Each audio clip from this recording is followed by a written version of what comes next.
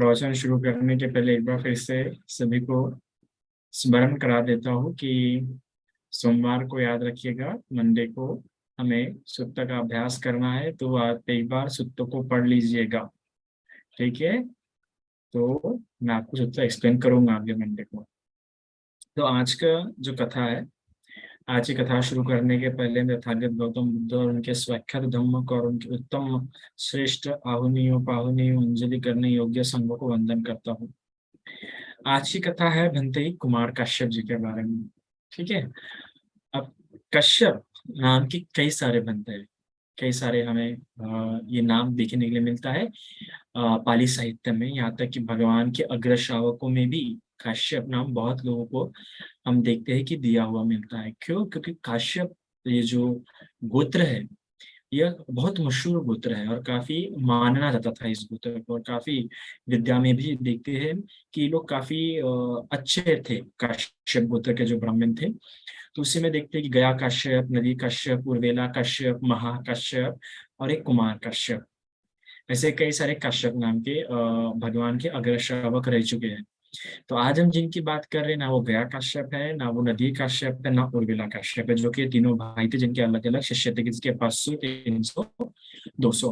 और ना ही हम बनते महाकाश्यप की बात कर रहे हैं, जो प्रथम संगीति के अध्यक्ष रह चुके, जिनकी अध्यक्षता में प्रथम संगति हुई थी, जिन्होंने भगवान बुद्ध का चिवर लिया था, जो कि गुरुपा इस गुफा में है पर जीवित अवस्था में नहीं है। ठीक है, वो वहां पे उनका परिनिर्वाण हो चुका है, बस शरीर जलाने का बाकी है, बस शरीर वहां पे रखा हुआ है। ठीक है, बाकी वहां पे वो जीवित नहीं है, बस उनका शरीर है वहां पे रखा हुआ। ठीक है, तो आज हम बात करेंगे कुमार कश्यप की। ठीक है, कुमार कश्यप की बड़ी अद्भुत कथा है। सबसे पहले बात, इन्हें कुमार इसलिए कहा जाता है क्योंकि काफी कुमार अवस्था में, काफी युवा अवस्था में क्या ये प्रवज्जित हो गए थे। 7 साल की उम्र में ये हो गए थे। तो कश्यप नाम था, पर काफी कुमार, काफी युवा था, इसलिए इसका क्या नाम कुमार कश्यप रख दिया गया था। अब इसी कथा थोड़ी सी अद्भुत है। अद्भुत थोड़ी सी इसलिए भी है क्योंकि इसकी कथा से हमें कहीं ना कहीं उपासकों का किस प्रकार से संघ में योगदान होता है, और किस प्रकार उपासक अगर अच्छी प्रकार से धर्म का जानकार है, विनय का जानकार है, विनय इन द सेंस नॉट भिक्खु भिक्खुनी विनय, इन द सेंस ऑफ समाज में, है ना, समाज में किस प्रकार से भिक्खु संघ की प्रतिष्ठा रख सकता है, और भिक्खु संघ को परिशुद्ध रखने में भी उपासक की किस प्रकार से भूमिका हो सकती है, ये कुमार कश्यप की कथा से हमें पता चलता है। इस प्रकार से कुमार कश्यप इसलिए भी महत्वपूर्ण स्थान रखता है कि किस प्रकार अगर कोई बच्चा अगर किसी भिक्खु और भिक्खुनी का हो, तो किस प्रकार से उपासकों ने उसकी जिम्मेदारी लेनी चाहिए, है ना। इस कथा से उपासकों के लिए भी एक मार्गदर्शन हमें मिल जाता है। तो कुमार कश्यप धर्म में कैसे आया? सबसे पहले तो 7 साल की उम्र में धर्म में आया, पर धर्म में आना उनके लिए एक बहुत अद्भुत बात थी। अद्भुत बात इसलिए थी क्योंकि वो एक भिक्खुनी के पुत्र थे। अब भिक्खुनी के पुत्र इसलिए मैं कह रहा हूँ क्योंकि भिक्खुनी होने के बाद ही कुमार कश्यप की माता ने उनको जन्म दिया, भिक्खुनी होने के बाद, जो कि बहुत ही रेयर एक इंसिडेंस है भिक्खुनी संघ में, कि एक भिक्खु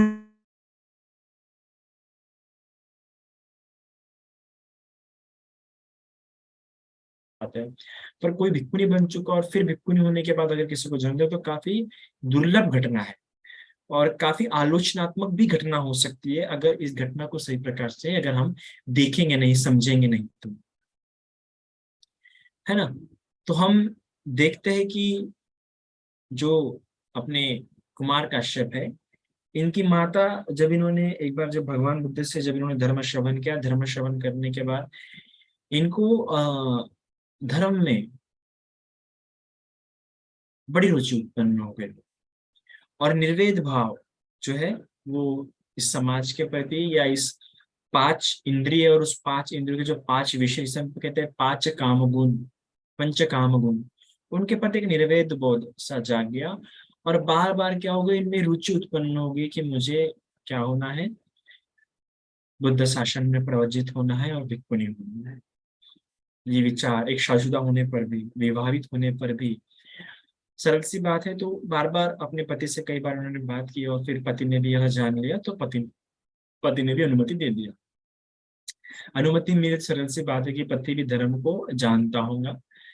देखिए, धर्म भी लोग अलग अलग तरीके से जानते हैं। कोई धर्म जानते हुए धर्म को जानने के साथ साथ प्रवज्जित जीवन की भी महत्व को जानता है। कोई धर्म जानते हुए प्रवज्जित जीवन को ना, प्रवज्जित जीवन के उतने महत्व नहीं जानता है, तो वो प्रवज्जा नहीं ग्रहण करता। क्योंकि सरल सी बात है, इन कथाओं से देखते हैं कि एक प्रवृत्ति जीवन अपनाने के लिए भी पूर्व के पुण्य होना जरूरी है। कि पूर्व जन्म में उसने कभी चिवर लिया होना चाहिए, या पूर्व जन्म में कभी उसने चिवर दान दिया होना चाहिए, तब जाके उसको प्रवज्जा लेने का चित्त उत्पन्न होगा। और चित्त लेने होने के साथ साथ उसे चिवर भी मिलेगा। वरना हम देखते दारूचर्या, ये प्रवज्जा लेने का तो मन हुआ पर प्रवज्जित नहीं हो पाया। प्रवज्जित होने के पहले क्या हो गया, वो उसका मृत्यु हो गया, प्रारंभ हो गया था। तो प्रवज्जित होने का भाव उत्पन्न होना भी दुर्लभ है। भाव उत्पन्न होने के बाद प्रवज्जा के लिए अनुमति मिलना भी दुर्लभ है। और अनुमति मिलने के बाद चिवर शरीर पे धारण करना भी क्या है, दुर्लभ। और उस चिवर को प्राप्त करना भी क्या है, दुर्लभ है। तो इस प्रकार से यह जो है कुमार कश्यप की माता से इनको भिक्खुनी बनने का भाव उत्पन्न हुआ।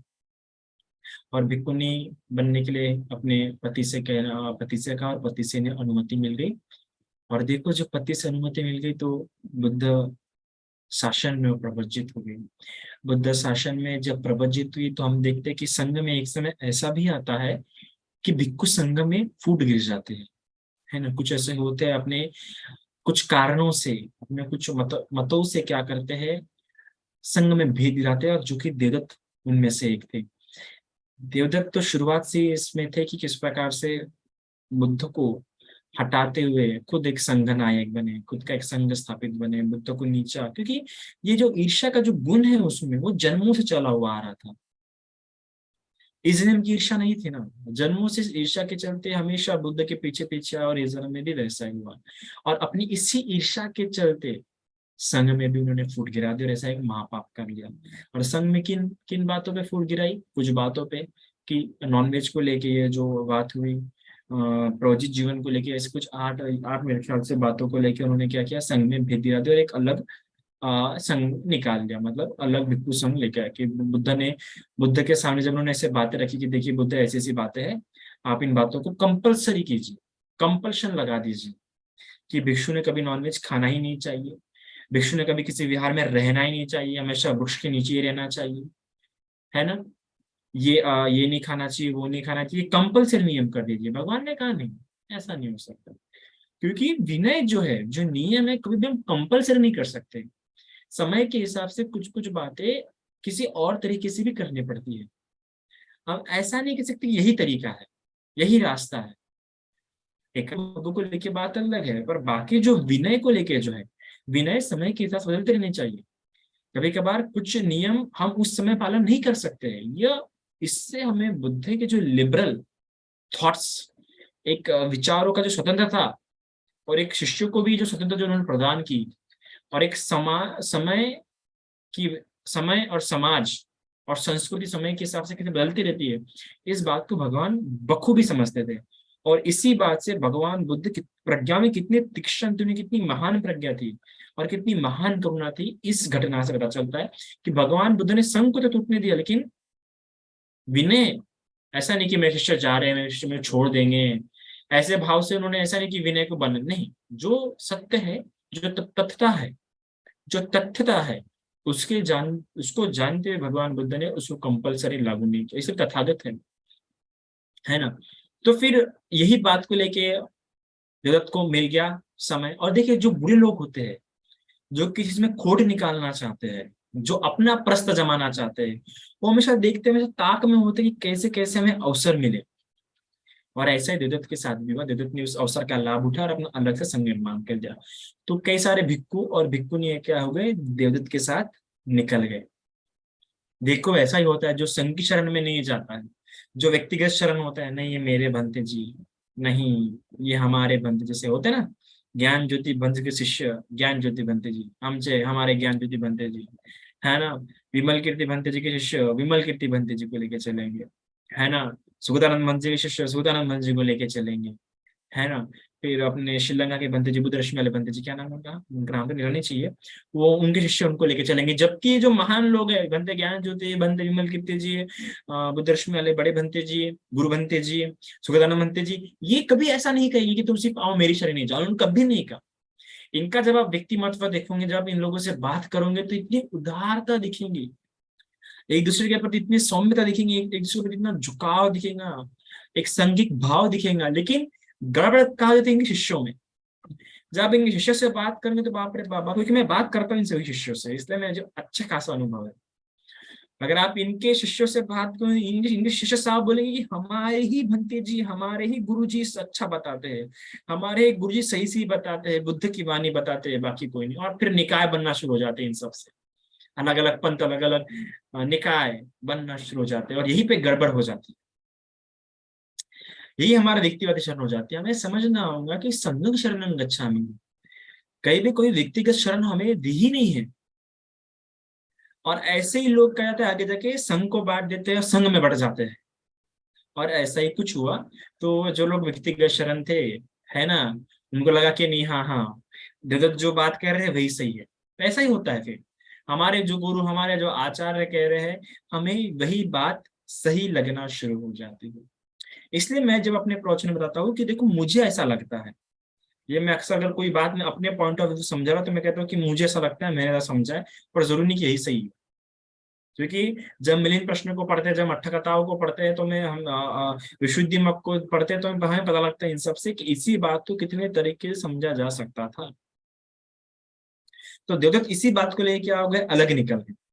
और जब अलग निकले जो, तो कुमार कश्यप भंते जी की जो माता श्री है, जो भिक्खुनी बन चुकी थी, वो भी क्या हो गए, भंते देवदत्त के संग में निकल गए।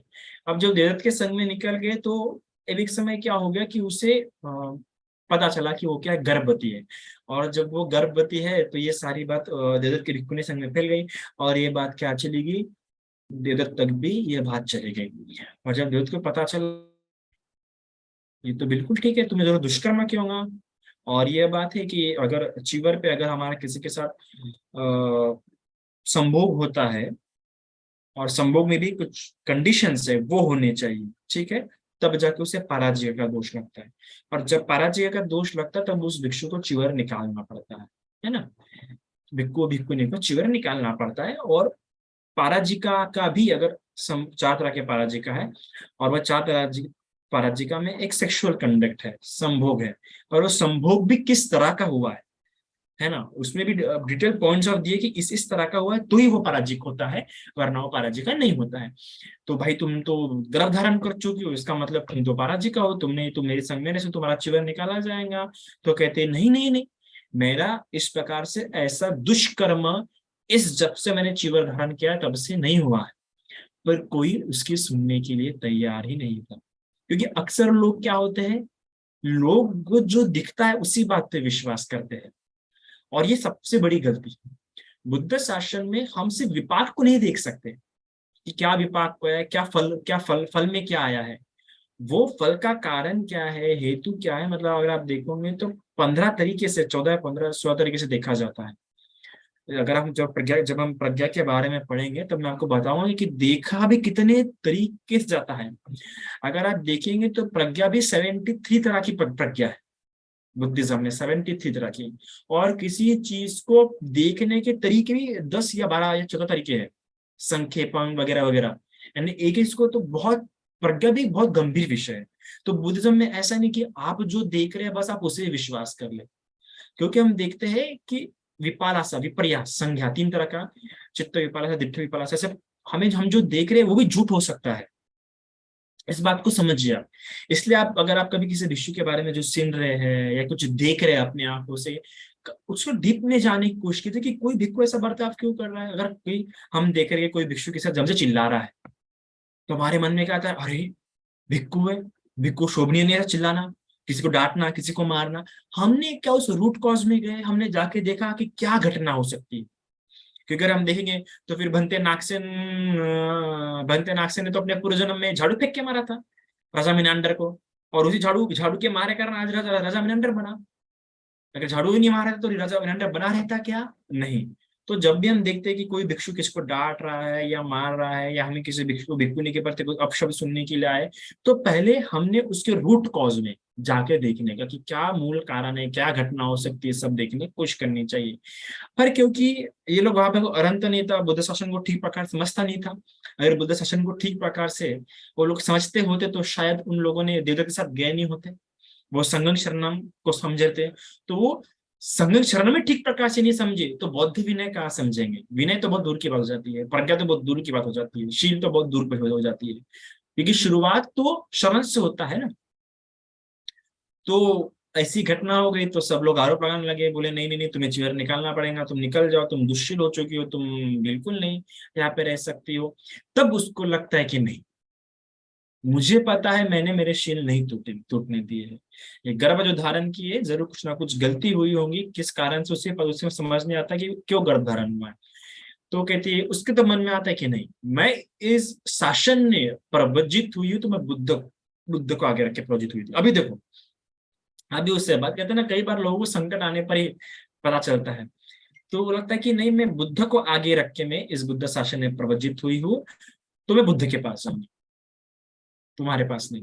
तो जब वो जाती है और वो जाती है बुद्ध के पास जाती है, बुद्ध के पास जब जाती है तो देखो बुद्ध भी कुछ बिना कुछ बोले क्या कहते हैं, संघ को बुलाते हैं। ऐसा नहीं कि उसे निकालने के लिए, इस घटना के पड़ताल में, इस पूरी इसमें जाने के लिए। अब क्या बुद्ध अपने तरह अपने रिद्धि पर से देख नहीं सकते थे? बुद्ध तो को परचित्त ज्ञान था, अपने चित्त से सामने चित्त को जान सकते थे। इवन बुद्ध पास्ट में ही जा सकते थे, बुद्ध फ्यूचर में भी जा सकते थे। तो बुद्ध चाहते तो साफ साफ निकाल लगा सकते थे, पर आने वाली पीढ़ी को संदेश देना था, आने वाली पीढ़ी को बताना था कि अगर ऐसी मुसीबत फ्यूचर में कब आ जाए तो तब आने वाला भिक्षु संघ क्या करे, आने वाला उपासक संघ क्या करे। ये कथा आप लोग के लिए प्रेरणा है कि अगर ऐसा कभी कुछ कलह होता है, कोई दुर्घटना ऐसा कुछ होता है, तो आप लोग कैसे डिसीजन ले, एकदम से निष्कर्ष पे ना आए। तब भगवान बुद्ध क्या करते हैं, संघ को बुलाते हैं। संघ में भी यह काम पर्टिकुलर किसी एक भिक्षु पर सौंपता है, किस किस भिक्षु पे, जो विनय में पारंगत हो। ऐसे किसी को डिसीजन लेने के लिए हम कभी कभार क्या देखते हैं, आज हम देखते हैं कि कोई भी कभी भी किसी भी भिक्षु को लेकर डिसीजन लेता है। ऐसे कैसे डिसीजन ले रहे भाई आप? पहले संघ को बुलाओ, संघ में बुलाने के बाद जो भिक्षु विनय में पारंगत होगा, विनय पीटक से लेकर पूरे कथा अट्ठकथा टीका वगैरह सब कुछ जो पूरे अर्थ में गुण अर्थ में जानता होगा, उसको बिठा के उसको आगे रख के उसको जज मानते हुए, सिर्फ उसको जज नहीं मानना। तो देखो आगे इस कथा में क्या होता है, आगे ऐसा होता है कि भगवान बुद्ध पूरे भिक्षु संघ को बुलाते हैं। भिक्षु संघ में बुलाने के बाद उपाली को तैनात करते हैं कि तुम इसका डिसीजन लो। उपाली भी तब क्या करता है, उपाली भी उपासक संघ को ही बुलाता है। उपासक संघ में जो श्रद्धावान अच्छे उपासक रहते हैं उनको बुलाता है, ऐसे किसी उपासक को नहीं। आप भी इस बात को ध्यान रखिए, जब भी ऐसा कोई डिसीजन तो पहले श्रद्धावान उपासक को बुलाइए कि भाई वो उपासक श्रद्धावान है क्या, उसकी बुद्ध धम्म संघ पे भी श्रद्धा है क्या। अगर संघ पे श्रद्धा नहीं और निकाल लगाने के लिए आपने बुला दिया, कोई अर्थ ही नहीं है। श्रद्धा भी उसकी अच्छी होनी चाहिए। तो देखो यहाँ पे अनाथ पिंडिका और मिगार माता और ऐसे कुछ उपासक को बुलाया जाता है, विशाखा वगैरह को बुलाया जाता है, और ऐसे सभी के इसमें फिर पूरी जांच पड़ताल ली जाती है। विशाखा और कुछ ऐसे उपासक तो महिला उपासिका रहते हैं, उसके पास भिक्खुनी को भेजा था कि आप देखो परखो और देखो, पता करो कि इसने गर्भधारण कैसे किया, कब किया, ऐसा पता लगाने के लिए भेज दिया जाता है। फिर बात लगता है कि भिक्खुनी बनने के पहले क्या किया था, इस महिला ने गर्भधारण कर लिया था। फिर ये बात विशाखा आके उपाली बनते हुए बता देती है, और इसके बाद फिर तय किया जाता कि अभी क्या करें, क्योंकि ये भिक्खुनी है ना। अब भिक्खुनी है तो फिर कैसे किया जाए इसका गर्भ, मतलब इसको कैसे इसका किया जाए, और इसके बाद कैसे इसके बच्चे का जो जिम्मेदारी है कैसे किया जाए, क्योंकि संघ का तो नियम बन चुका था कि प्रवजित 7 साल की उम्र में।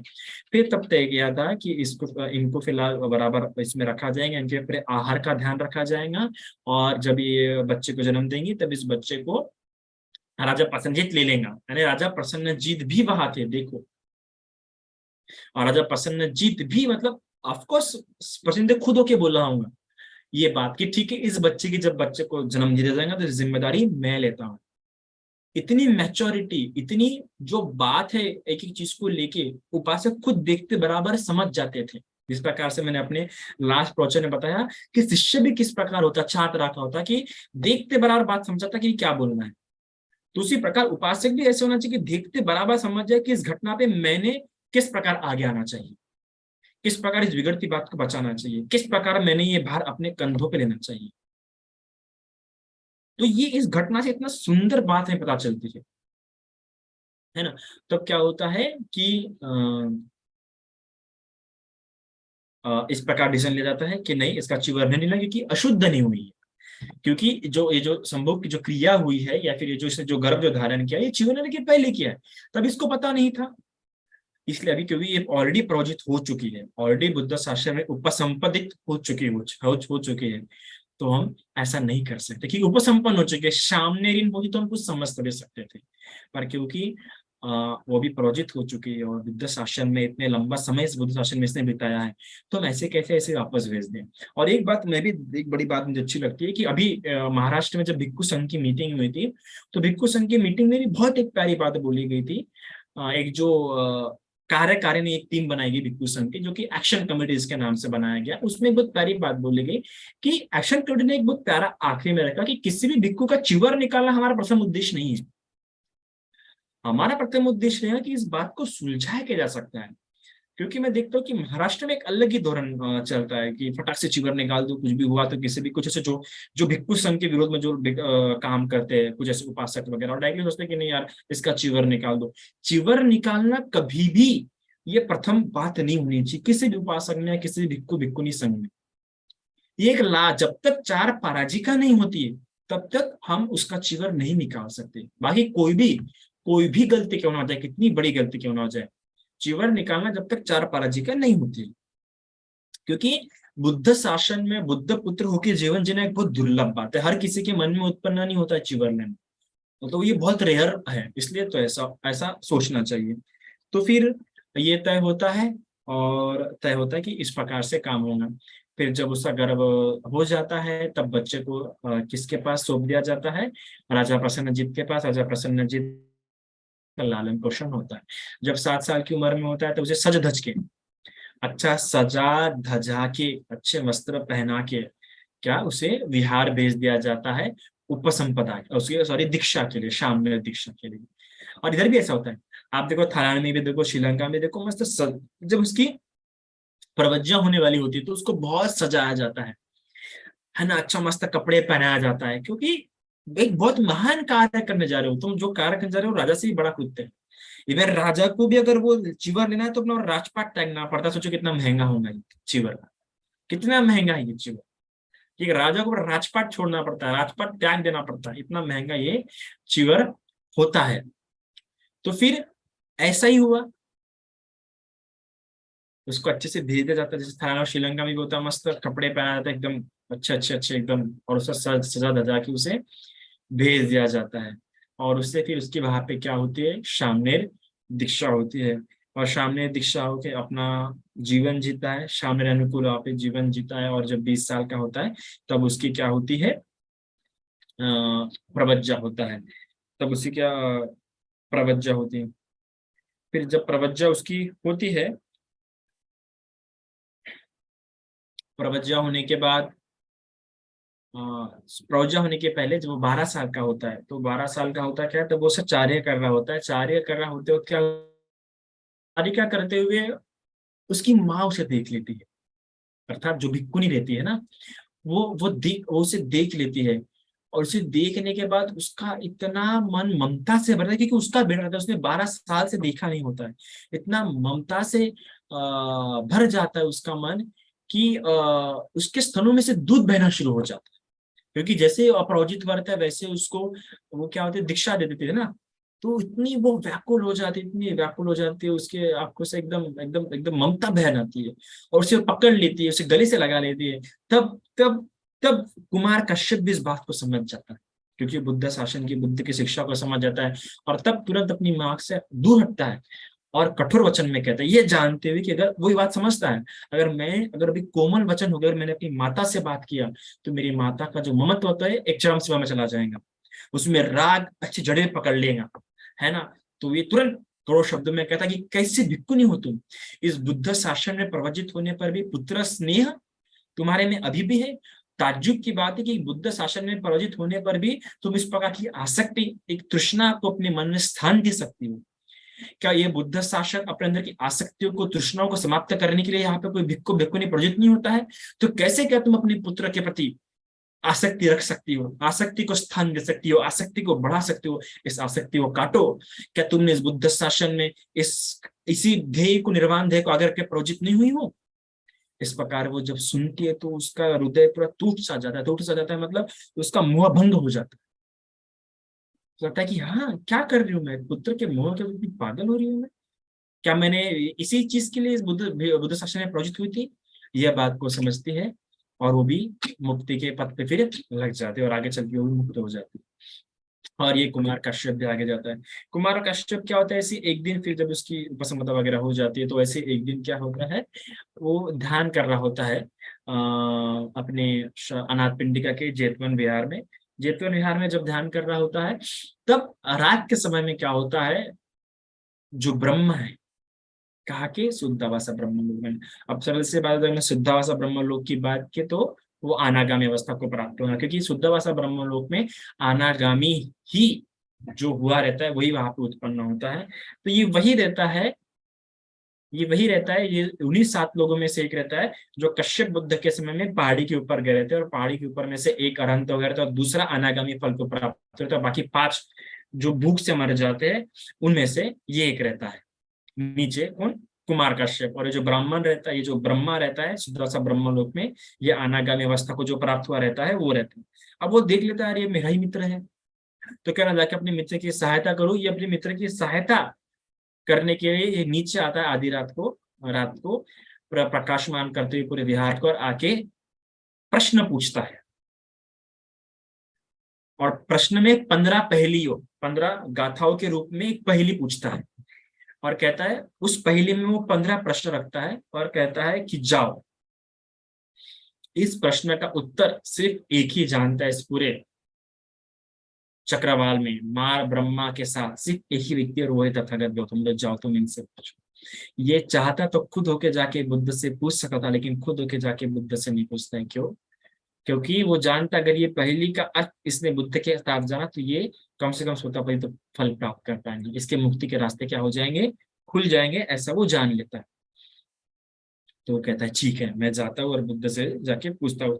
और पास ही में क्या होता है कि बुद्ध रहते हैं, और जाता है बुद्ध के पास, और बुद्ध के पास जाके फिर ये प्रश्न पूछता है। ये पहली, अर्थात जो पहली जो उस ब्रह्मा ने इसके सामने रखी थी, वो पहले जाके पूछता है। अब वो पहली क्या है हम वो सुनते हैं। तो ये ब्रह्मा आके पूछता है, भिक्षु, मैं स्क्रीन शेयर ऑप्शन है मुझे। सो देखो इस प्रकार से वो पहली पूछता है, ठीक है। भिक्षु, यह वल्मीक रात में धुंधवाता है। वल्मीक मतलब दीमक का लगाया हुआ मिट्टी का टीला होता है ना वो। तो भिक्षु, यह वल्मीक रात में धुंधवाता है, दिन को ढकता है। ब्राह्मण ने ऐसा कहा, सुमेध शस्त्र ले, अभिक्षण शस्त्र ले, काट।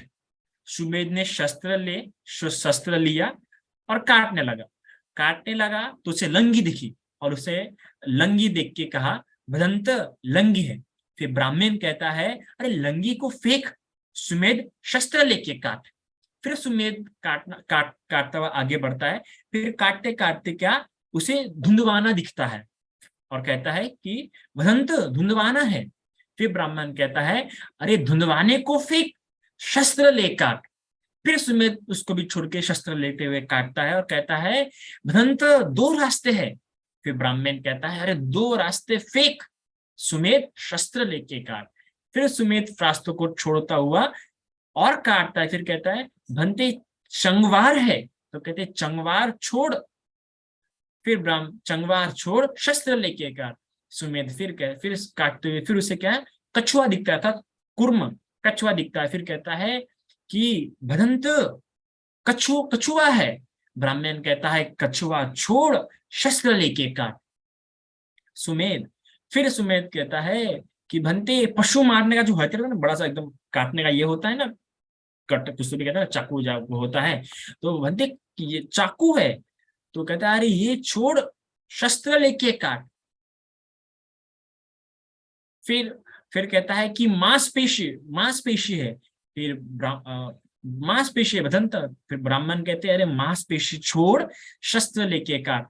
फिर कहते हैं सुमेध, फिर आगे जाते तो पता है बनते नाग है। तो बनते कहते हैं अरे नाग, रहने दे नाग को सुमेध, उसे धक्का मत लगने दे, नाग को नमस्कार कर। तो इस प्रकार से क्या रहती है, पूरी की पूरी पहली रहती है। अर्थात कि वो जो ब्रह्मा है, वो ब्रह्मा एक मेटाफोर देता है। मेटाफोर मतलब एक काल्पनिक घटना बताता है। उस काल्पनिक घटना में बताता है कि समझ जा, एक मिट्टी का टीला है। ठीक है, ये मिट्टी का टीला है ना, तो मिट्टी का टीला कैसा है, रात को धुंधवाता है और दिन में क्या धधकता है। तो तू ऐसा कर, शस्त्र ले और इसे काटना शुरू कर, इसे पूरा नष्ट कर दे। ये जो है इसको तो नष्ट कर दे। अब नष्ट करना जब शुरू करता है सुमेध, किससे कहता है, सुमेध से कहता है। कौन कहता है, ब्राह्मण कहता है। ब्राह्मण कहता है कि तू काटना शुरू कर। ये जो टीला दिख रहा है, ये जो चींटी वाला जो टीला दिख रहा है, इस टीले को तू काटना शुरू कर दे, ब्राह्मण कहता है सुमेध से। फिर सुमेध शस्त्र लेके काटना शुरू करता है। अब काटना जब शुरू करता है तो पहले लंगी दिखती है, और लंगी जब उसे दिखती है तो भदंत तो कहता है कि भंते लंगी, अब मैं क्या करूं इसका। तो कहते तू ये छोड़, फेंक इसे, तू काटना शुरू कर। तो काटते रहे। फिर काटते काटते फिर लंगी के बाद धुनवाना दिखता है। धुनवाना क्या करूं कहते, फिर पूछते धुनवाना क्या करूं।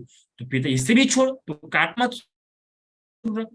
फिर उसके बाद क्या दिखता है, उसके बाद उसे दो रास्ते दिखते हैं। अब ये दो रास्ते भी क्या करूं बोलते हैं, तो इसको ये छोड़, दो रास्तों को छोड़, तो काटना शुरू रख। फिर और उसके बाद टोकरी दिखती है, टोकरा दिखता है। फिर कहते हैं टोकरा दिखा, भाई क्या करूं, तो कहते तो इससे भी छोड़, तो काटना शुरू कर। ऐसे पूरे काटते समय में ऐसे जो अलग अलग चीजें दिखते हैं, वो कहते तो ये सभी छोड़, ये सभी फेंक, काट, हटा, धीरे करके सब हटा, अपने रास्ते को मत चल। और कब तक, जब तक कि तुझे क्या ना दिखे, सांप ना दिखे। अर्थात जो टीला था, वो टीले के अंदर में क्या था, सांप था। ओके। तो जब सांप दिखे, ऑफकोर्स टीले सांप, मट्टे मट्टे जो टीला होता है, मैंने सॉरी शुरुआत में चींटी का, लेकिन जो टीला होता है, हम देखते हैं कि टीले अक्सर सांप ही बनाते हैं। तो किसी ने अगर पुराने जमाने के तमिल साउथ के नागिन पिक्चर देखें तो वहां पे दिखाते हैं बहुत बड़े बड़े टीले, है ना।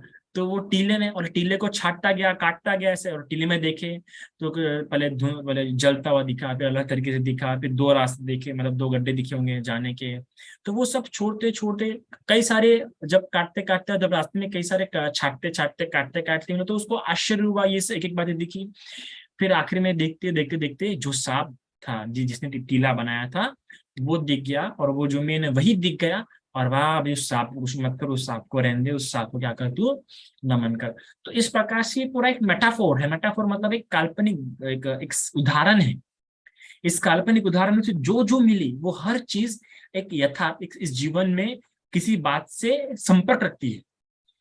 एक तुलनात्मक रूप में इस अर्थ में हर चीज, चाहे धुंधवाना हो, चाहे वो दो रास्ते हो, चंगवार अर्थात टोकरी हो, कुरमा अर्थात कछुआ हो, या फिर पशु मारने का पीढ़ा हो, या फिर मांस का टुकड़ा हो, जो भी चीजें वाल्मीकि वगैरह, ये सारे जो शब्द इस्तेमाल किए गए हैं, ये शब्द किसी अर्थ में इस्तेमाल किए गए हैं, है ना। अब वो क्या अर्थ, क्या हम समझेंगे।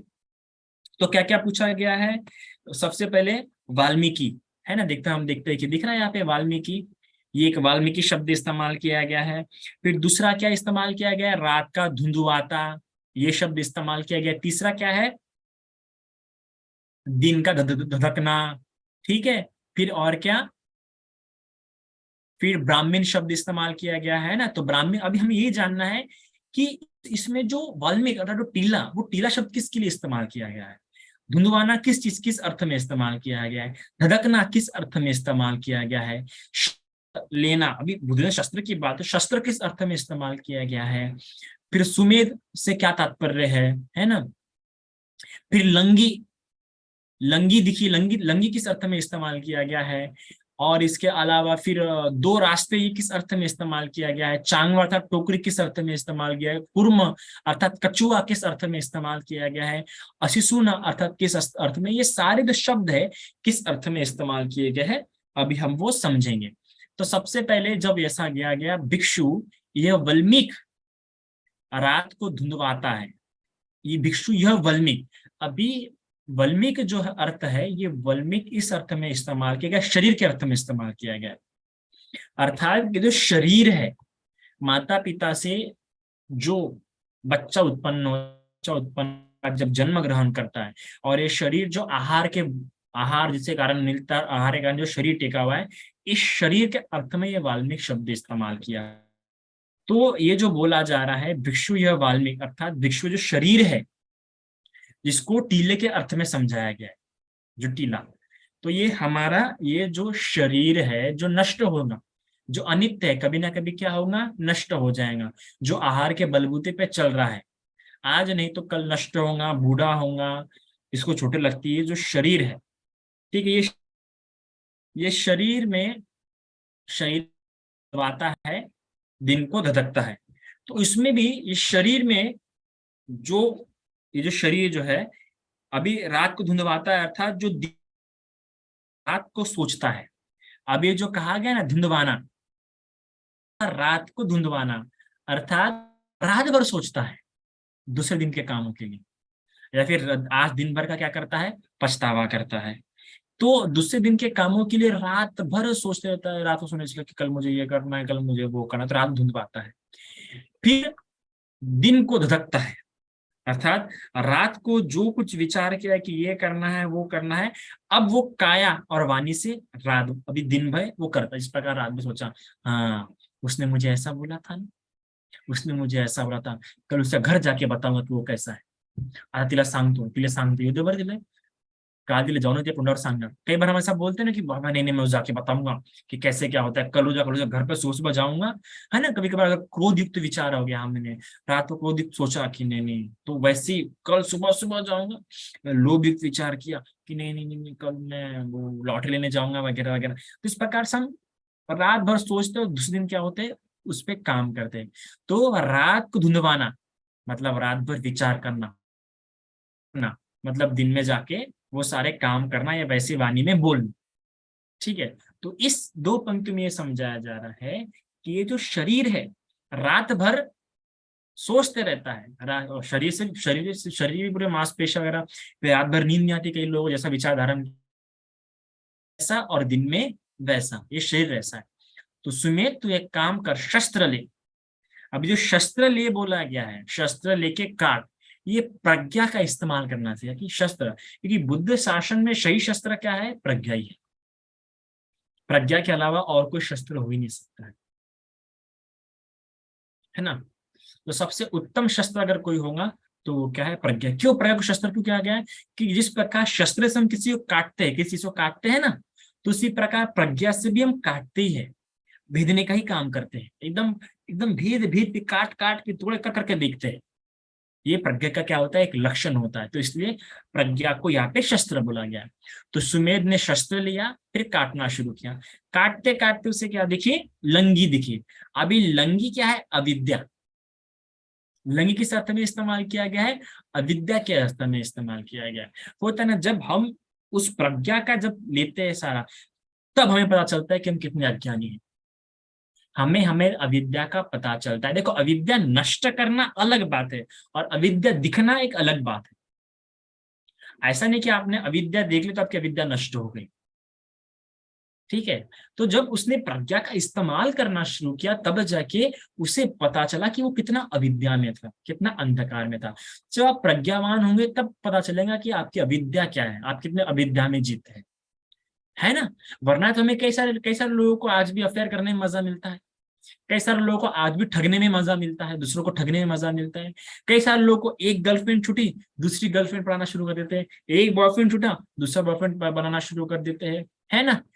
एक इससे मुसीबत दूसरी मुसीबत में, एक कर्जा छूटा, दूसरा कर्जा लेना शुरू कर देते हैं, है ना। ऐसा क्यों कर रहा है, एक प्रॉब्लम थोड़ा दूसरी प्रॉब्लम आता है, क्यों? क्योंकि उसे अविद्या का पता नहीं चल रहा है। पर जब वो प्रज्ञावान होता है तब जाके उसे पता चलता है, ये तो अविद्या है, मेरे यहाँ पे कितना नुकसान है, यहाँ पे कितना कलेश उत्पन्न होता है, जब वो प्रज्ञा से देखना शुरू कर देता है। इसी प्रज्ञा के कारण तो बुद्ध ने गुरु त्याग किया ना।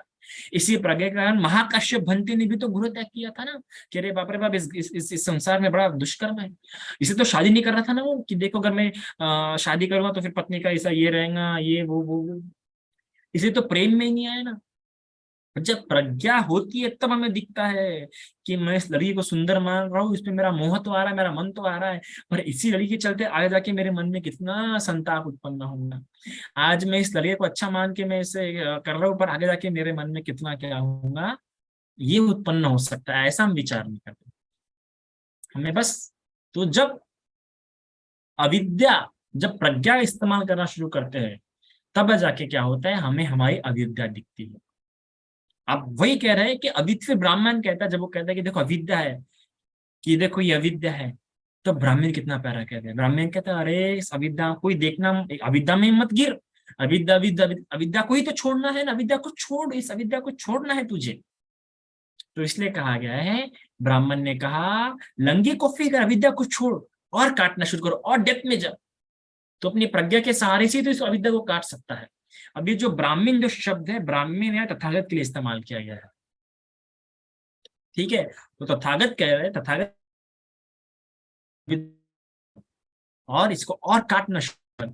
फिर अभी और जब और इस अविद्या को देख के जब वो और आगे प्रवेश करता है कि देखो यही मेरी अविद्या थी, तो फिर क्या होता है, सुमेर ने धुंधवाना देखा और कहा धुंधवाना है। अभी यहाँ पे धुंधवाना शब्द इस्तेमाल किया, यहाँ पे क्रोध के शब्द इस्तेमाल किया है ना।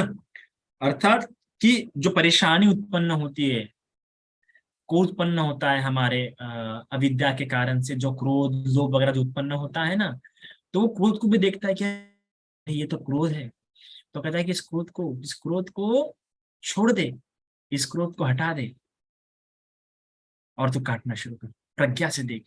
ये क्रोध कई बार क्या हो जाता है, क्रोध में इंसान लिप्त हो जाता है, क्रोध क्रोध के शोके किसी को भला बुरा बोल देगा, इस क्रोध को फेंक और देख और अंदर जा और वेद ना जा। फिर जब क्रोध छूटता है तो इसका कहता है फिर उसे दो रास्ते दिखते हैं, फिर विचिकित्सा। यहाँ पे जो दो रास्ते जो है ना, विचिकित्सा संशय के रूप में, जब हमें ना ये भी रास्ता दिखता है, ये भी रास्ता, तो ये तेरा ही संशय है हमारे मन में उत्पन्न होता है ना। जब हमें क्रोध हम जब हटाते हैं, क्रोध हटा देता है, तो फिर हमें कई सारे रास्ते दिखना शुरू होते हैं कि ये भी रास्ता है वो भी रास्ता है। तो इस प्रकार हमें संशय भी उत्पन्न होता है ना, कि ठीक है क्या ये क्रोध, मतलब ये काम करना ठीक है क्या, मैं क्रोध को तो हटा रहा हूँ, पर ये करना ठीक रहेगा क्या, वो करना ठीक रहेगा क्या। क्रोध को हटाने पर भी हमारे मन में कैसा शंका होती है कि मैंने ठीक किया कि नहीं किया, मैंने मेरा ये करना ठीक था या नहीं था। तब इस विचिकित्सा को हमें छोड़ना चाहिए, इस प्रकार संशय नहीं उत्पन्न होने देना चाहिए। संशय है तो इसका मतलब सत्काय दुष्टि है। अब सत्काय दुष्टि करने के लिए और हमें प्रज्ञा तीक्ष्ण करने होंगे। प्रज्ञा तीक्ष्ण कैसे होंगे, जब हमें विपස්සना ज्ञान उत्पन्न होंगे, विपස්සना नहीं, विपස්සना ज्ञान। विपස්සना ज्ञान कैसे, विपස්සना ज्ञान अभी चिकित्सा हटाने के लिए कम से कम आपको विपස්සना 13 विपස්සना ज्ञान, 13 या 14 विपස්සना ज्ञान आपको प्राप्त करने पड़ते हैं। और ज्यादा नहीं तो कम से कम शुरुआती जो 4 विपස්සना ज्ञान है, शुरुआती 4 विपස්සना ज्ञान कौन से है, उदय वय ज्ञान वगैरह तक पहले कम से कम 4 विपස්සना ज्ञान। जब तक आपको पहले 4 विपස්සना ज्ञान उत्पन्न होती नहीं, तब तक आप कह नहीं सकते कि विपස්සना में सही मायने में आपकी शुरू हुई है। पहले 4 विपස්සना ज्ञान उत्पन्न हुए तब जाके हम कहते हैं विपස්සना शुरू हुई है। फिर जब 14 विपස්සना ज्ञान उत्पन्न हो जाते हैं, तब जाके आपकी विचिकित्सा नष्ट होती है, तब जाके आपकी सत्काय दृष्टि नष्ट होती है और आप स्वतःपति फल को क्या होते हैं या प्राप्त होते हैं। तब कह रहे हैं कि इस विचिकित्सा को मत पकड़, थोड़ी इस विचिकित्सा को, और विचिकित्सा को छोड़ते हुए फिर जब आगे जाता है तो कहता है कि बनते चांगवार है, टोकरा है ना, टोकरा दिखा उसे, तो कहता है कि नहीं नहीं नहीं, इस टोकरे को भी छोड़। टोकरा तात्पर्य क्या था, 5 निवरण। क्या होते हैं 5 निवरण, आपको पता है, थीना मिंदा उद्योग कोकुत वगैरह जो 5 निवरण है। फिर विचिकित्सा के साथ ये 5 निवरण अगर नष्ट होते तो देखो यहां तक के आते आते क्या हो गया, वो सोतापदी। ये पहली जो जो गाथा है ना, कहा था 2 रास्ते तक। तो जब व्यक्ति अपनी अविद्या क्रोध को पहान कर लेता है और विचिकित्सा नष्ट कर लेता है, तो क्या हो जाता है, क्योंकि हम देखते हैं कि सोतापति इंसान के उनमें खुद स्थान नहीं ग्रहण करती, मोह उतना उतना उतना उतना डीपली नहीं होता है, थोड़े पर होता है, इसलिए फिर मोह को सिर्फ प्राप्त होता है, पर डेप्थली नहीं होता है। और क्रोध तो हमें देखने के लिए मिलता ही नहीं उतना। तो विचिकित्सा, तो यहाँ तक विचिकित्सा तक सोतापति हो जाता है भाई। फिर पंचकाम गुण, फिर क्या कहते हैं पंचकाम, और पंचकाम गुण मतलब सकृतागामी, है ना। तो कहते हैं पांच काम गुण को भी हटा दे। फिर पांच न्यूरन आपको पता है, स्थीनम उद्दक कोकुत वगैरह। फिर पांच न्यूरन में से सोतापति में तीन न्यूरन तो पहले नष्ट हो जाते हैं, फिर पांच न्यूरन में सकृतागामी में नष्ट हो जाते हैं। फिर ब्राह्मण कहता है कि चांगवार भी फेंक दे, फिर वो कहता है कछुआ है महाराज, सॉरी भंते। तो ब्राह्मण कहता है कि कछुए को भी छोड़, उसे कछुआ दिखता है, कछुआ किस अर्थ में यह है, पांच उपादान खंड। जो पांच उपादान जो स्कंद है उसके लिए कौन सा शब्द इस्तेमाल किया गया है, कछुआ शब्द इस्तेमाल किया है। इस प्रकार धीरे धीरे चलता है और कैसा लेके चलता है पूरा भार, उसी प्रकार ये पांच उपादान स्कंद हमें क्या, हम इस पांच उपादान स्कंद हमें बार बार धीरे धीरे, क्योंकि कछुए की आयु बहुत लंबी होती है ना, लंबी होती है और बहुत धीरे चलता है, और कंधे पे क्या होता है, बहुत भार होता है। उसी प्रकार ये पांच उपादान स्कंद है, इसका बहुत भार होता है। वेदना का भार अलग, संख्या का भार अलग, संस्कारों का भार अलग, और इन्हीं के चलते धीरे धीरे असंख्य लंबे समय से क्या हो रहे हैं, हम इस संसार में भटकते आ रहे हैं। इसलिए कछुआ शब्द इस्तेमाल किया गया है पंच उपादान स्कंद के लिए। तो इन पंच उपादान स्कंद को भी क्या कहते हैं, छोड़, इसको भी क्या करना है, काटना है। फिर कहता है ठीक है महाराज। फिर क्या कहता है कि असीसुना है, अर्थात पशु मारने का बीड़ा। पशु मारने का बीड़ा जो होता है ना, जिससे हम काटते हैं, तो कहता है यही पंचकाम गुण है, जिससे कारण पांच उपादान स्कंद क्या है, फंसे हुए हैं। ये हमें काटने का काम कर रहे हैं, पंचकाम गुण हमें काट रहे हैं, हमारी हर एक इंद्रिया हमें काट रही है। जैसे आंख से कोई रूप देखे तो रूप देख के उसमें आसक्त होते हैं, फिर उसमें कटते जाते हैं, कितनी इच्छा उत्पन्न होती है, कितने व्याकुल होते हैं, कितने परेशान होते हैं। इसलिए पंचकाम गुण पशु मारने का पीड़ा जो उसके लिए, क्योंकि इस प्रकार पशु उस पीड़े से मर जाता है, कट जाता है, उसी प्रकार हम इन पांच काम गुणों वाली, मतलब पंच काम गुण मतलब पांच इंद्रियों के जो विषय है, इन विषयों से हम क्या जा रहे हैं, कटते जा रहे हैं, मरते जा रहे हैं। हमारी हर इच्छा हर तृष्णा हमें क्या होते जा रही है, मारते जा रही है। वो कहती है तो इसे भी अपनी प्रज्ञा से काट ले, इसे भी अपनी प्रज्ञा से देख ले, जान ले। फिर सुमेध कहता है कि भंते अब तो मांसपेशियां दिख रही है मुझे, पहले क्या दिखा, शस्त्र दिखा काटने का जिससे मरते हैं, अभी क्या दिख रही है मुझे, मांसपेशियां दिख रही है। तो कहती है राग है। मतलब जब व्यक्ति उन इंद्रियों को, इंद्रियों के जो पांच विषय है अर्थात रूप, शब्द, गंध, जब ये सब इसको भी जब प्रज्ञा से देखता है तो उसे क्या दिखते हैं, राग। अरे मैं जिसे सुंदर मान रहा, सुंदर ना होती, मेरी आसक्ति है। और इस आसक्ति को जब तूने देख लिया, इस आसक्ति को भी हटा दिया, राग की जड़ भी तो जब तूने हटा दिया, तब जाके तुम्हें क्या मिलेगा, सही मायने में जब तुम इस राग को देंगे तब तुम्हें पता चलेगा, अरे यहाँ पर निर्वाण वास कर रहा है। भगवान सती पठान ने कहते हैं ना, निवस्समाना निवस्सति, कि इन्हीं छह इंद्रियों में, इन्हीं इंद्रियों में क्या हो रहा है, तुम्हारी राग, तुम्हारी तृष्णा वास करती है, और इन्हीं तृष्णा को हटाने पर इन्हीं इंद्रियों में तुम्हारा क्या हो रहा है, तुम्हारा निर्वाण वास करता है। चक्षु निब्बिता रूप है ना, गंध निब्बिता, इन्हीं इंद्रियों में तुम्हारा क्या हो रहा है, ये तुम्हारा निर्वाण वास करता है। जब तुम इस इंद्रियों को ठीक प्रकार से यहाँ पे, राग कैसे उत्पन्न होता है, राग कैसे नष्ट होता है, जब तुम ये देख लोगे तब तुम्हें तुम निर्वाण है, और जब तुम्हें तुम्हारा निर्वाण दिख जाएगा तो इसी निर्वाण में तुम क्या करना, रमन करना शुरू कर दोगे। तो हम देखते हैं कि ये क्रम शुरू होता है, कहाँ से शुरू होता है ये क्रम शुरू होता है शरीर से। शरीर में भी किससे, मन से, जिसमें हम विचार करते, इच्छाओं में लिप्त होते, ये करना है, वो करना है, ऐसा करना है, वैसा करना है। और ये क्यों शुरू हो रहा है, जब हम इसको ठीक से देंगे तो हमें दिखेंगे हमारी अविद्या। समझ रहे, अभी देखिए, अभी कभी हम क्रम समझे तो डीपली अच्छे समझिए। तो जब हम इस प्रकार विचार करते हैं, अरे मुझे ये करना है, अरे मुझे वो करना है, अरे मुझे ऐसा करना है, मुझे वैसा करना है, उसने मुझे ऐसा बोला, उसने मुझे वैसा बोला, तो ये अविद्या के कारण ही उत्पन्न हो रहा है कि हम भविष्य का सोच रहे हैं।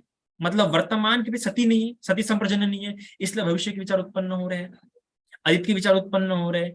तो ये अविद्या है, अविद्या के कारण कल ये करना है, परसों ये करना है, वैसा ये करना है। अरे जिसकी सती है वो कल का विचार नहीं करता, उस वर्तमान क्षण में अपनी वेदनाओं को देखता है, अपने चित्त को देखता है, अपने अपने मन में उत्पन्न वाले धर्म को देखता है। और जब ये देखना शुरू करा तब उसको चलता है, तो मेरी अविद्या थी, ये कि मेरी क्या थी, अविद्या थी। तो इसलिए पहले कहा, जब इसलिए कहा कि तू इससे अविद्या पकड़, ये सब बातें छोड़ो, अविद्या तो उसे ये सब बातें दे और काटना शुरू कर। जब उसने काटना शुरू किया तब पता चला कि ये जो मैं विचार कर रहा हूँ, कल मुझे ऐसा करना है, परसों मुझे ऐसा करना है, दरअसल ये तो मेरी अविद्या थी। तब उसे क्या दिखी, अविद्या दिखी। फिर जब अविद्या दिखी, फिर जब अविद्या को भी भेदना शुरू किया, अविद्या को भी काटना शुरू किया अपनी प्रज्ञा से, तब उसे पता चला, अरे ये तो मेरा क्रोध है ना। कि अपने क्रोध के चलते या लोभ के चलते, या मतलब यहाँ पे भले क्रोध इस्तेमाल किया होगा, पर आप तीनों भाव को समझ, दोनों भावों को समझिए, क्रोध और लोभ। ये क्रोध और लोभ है, उसके चलते मुझे कल ऐसा करना है, मुझे कल वैसा करना है। अविद्या रहती है तभी क्रोध और लोभ आपके आपके आपके मन में प्रवेश करता है। अविद्या नहीं होगी तो क्रोध और लोभ प्रवेश नहीं करेगा।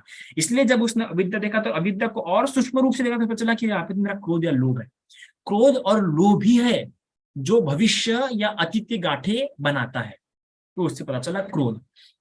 फिर जब उसने क्रोध को देखा तो क्रोध में जब उसने अच्छे भेद के देखा, तब उसे पता चला कि यह मेरी विचिकित्सा है। अब विचिकित्सा उसे क्यों दिखी, इसलिए दिखी क्योंकि वो अपने शरण स्थल को ठीक प्रकार से समझ नहीं पाया कि अरे मेरी बुद्ध धम्म संघ पे शरण है, और शरण में होते हुए मेरे पास इतना अच्छा आर्य अष्टांगिक मार्ग है। इस आर्य अष्टांगिक बारे में सम्यक आजीविका, सम्यक कर्मा, सम्यक व्यायाम, सम्यक सती सिखाती है, फिर भी मैं इन सब मतों जंजालों में फंसा हुआ हूँ, संशयों में पड़ा हूँ, इन इन अलग अलग बातों के संशय मुझे अलग अलग रास्तों में पड़ा हूँ। तब उससे पता चला, तभी तो अविद्या से घिरा हुआ ना, तब उससे उसकी विचिकित्सा दिखी। और मतलब अविद्या और क्रोध जब उसे दिखे, तब वो विचिकित्सा तक, सत्काय दृष्टि तक आया। और विचिकित्सा जब उसकी नष्ट होंगी, तब उसका प्रतिफल प्राप्त कर लेंगे। फिर जब वो विचिकित्सा से फिर आगे और जाता तो उसे कहते हैं पांच निवृत्त। तो ये जब पांच निवृत्त जब वो काटेगा, जब देख भेदेगा, है ना, तब वो कौन थी, सकृतगामी अवस्था प्राप्त कर लेंगे। फिर उसके बाद पंच उपादान स्कंद, फिर पांच निवरण हट दिख गए उसे, और पांच निवरण हट गए, तब फिर उसकी विपश्यना क्या होती है, बलवान होती है। तब जाके क्या होती है, उसकी समाधि अंग उससे प्राप्त होते हैं, ध्यान अंग है ना, वितर्क विचार प्रीति सुख एकाग्रता। जब पांच निवरण हट जाएंगे तब क्या हो जाएगा, उसे पांचों ध्यान प्राप्त होंगे। और जब पांचों ध्यान प्राप्त होंगे तब उसकी विपश्यना शुरू हो सकती है। और जब विपश्यना शुरू होंगे तब जाके उसे विपश्यना ज्ञान उत्पन्न होंगे, और तब जाके उसे पांच उपादान स्कंद दिखेंगे। इसलिए इन अविद्या, क्रोध, विचिकित्सा और पंच निवरण के बाद पांच उपादान स्कंद ये इस्तेमाल किया गया है। क्योंकि पांच उपादान स्कंद उसे तभी दिखेंगे जब उसको पांच ध्यान समाधि ध्यान अंग प्राप्त होंगे। ध्यान अंग प्राप्त होने उसकी विपश्यना शुरू होंगी। और विपश्यना में प्रथम चार विपश्यना ज्ञान, जिसमें उदय व ज्ञान वगैरह होते हैं, वो जब दिखते हैं तब उसे पांच उपादान स्कंद दिखते हैं कि अरे ये वेदना है, ये संज्ञा है, ये संस्कार है। तब जाके वो देख पाता है पांच उपादान स्कंद को अलग अलग रूप में, तब तक नहीं। तो इसलिए पांच न्यूरन हट गए तो पांच ध्यानांग प्राप्त हो गए। ध्यानांग प्राप्त हो गए मतलब विपश्यना ज्ञान का अभ्यास शुरू हो गया। इसलिए फिर तब उसे पांच उपादान, इसे तब इसे उसने बोला, जैसे जब पंच निवरण हटा दिया तब उसने बोला सुमेध ने कि बनते पांच उपादान स्कंद। फिर पांच उपादान स्कंद के बाद उसे क्या दिखते हैं, पांच काम गुण। फिर जब पांच उपादान स्कंदों को देखा तब उसे पता चलता है कि मेरी जो तृष्णाएं हैं ये पांच काम गुण में उत्पन्न हो रही है। हर एक इंद्रिय में मेरी क्या हो रही है, एक एक गुण उत्पन्न हो रहे हैं। तब वो ठीक प्रकार से देख पाएगा। और फिर तब वो देखा, तो फिर इन इंद्रियों को ठीक प्रकार से देखने पर पेनिटेटिव एकदम तीक्ष्ण प्रज्ञा होने कारण देख पाता है ये पांच काम गुणों में भी मेरी प्रज्ञा दिशतमान निवस्यमान निवस्त, मतलब जहां जहां फिर वो इतनी उसकी प्रज्ञा तीक्ष्ण होती है कि वो देख पाता है कि जहां जहां ये पांच काम गुण है वहां वहां मेरी आसक्ति उत्पन्न हो रही है। इसलिए दुख निरोध की अगर आप परिभाषा देखेंगे, कितनी प्यारी प्यारा, नंदी राग सहगदा तत्राभिनंदिना सीथिद्धि, कि जहां जहां मन ये आनंदित होता है, नंदित होता है, वहां वहां दुख का समुदय होता है। तो ये पांच काम गुणों को जब देखता है तब वो देख पाता है कि अरे मेरी आसक्ति यहाँ यहाँ जमा हो रही है। इसलिए इस बात को, ये पंच काम गुण के बाद जो ये राग शब्द इस्तेमाल किया था, मांसपेशी शब्द इस्तेमाल किया गया, इस राग शब्द को समझने के लिए आपको दुख समुदय की जो परिभाषा था, दूसरा आर्य सत्य की परिभाषा को डेप्थली समझना होगा। जब इन पांच काम गुणों को विपश्यना ज्ञानों द्वारा देखना शुरू करता है तब वो देख पाता है उसकी आसक्ति इस प्रकार से जमा हो रही है। तब सती पट्ठान का जो तो निवस्यमाना निवसती जो बोला गया, तब जाके उसको ये अर्थ वहां पे क्लियर होता है कि देखो इस प्रकार से इन पांच काम गुणों में उसकी नंदी राग सहगता हो रहा है। दूसरे आसक्ति की परिभाषा।